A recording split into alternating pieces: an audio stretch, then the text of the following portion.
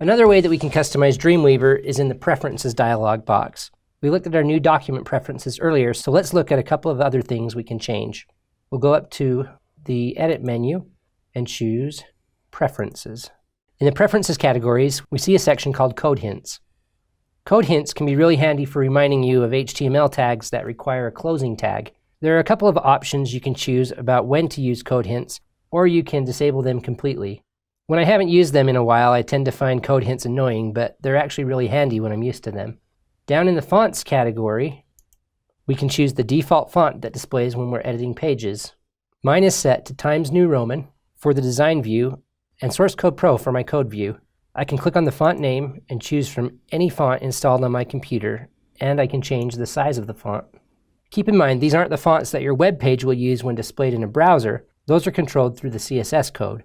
These are the fonts you'll see when you're editing your web page in Dreamweaver. When you switch from design view to live view, you'll see the fonts that the browser will display for your web page. We can also click on the interface category and change the theme of our Dreamweaver interface. I can change my workspace to a darker interface or back to light. We can choose whether or not invisible elements show during design view. Invisible elements are items that you have in your code, but which don't display visually to the user. We can choose which external editors we want to use for certain file types. We can also choose which file types we want Dreamweaver to open in code view instead of design view. This can be really useful as script files don't have anything to show visually in design view. We can also choose options for our real-time preview.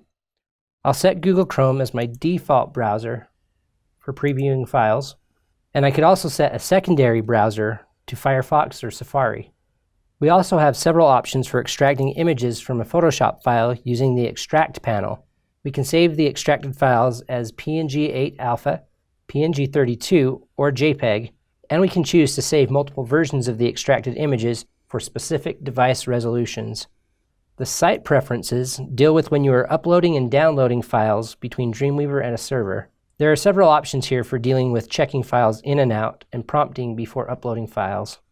These are just a few of the preferences we can change in Dreamweaver. Spend some time looking through them and customizing them to your own workflow.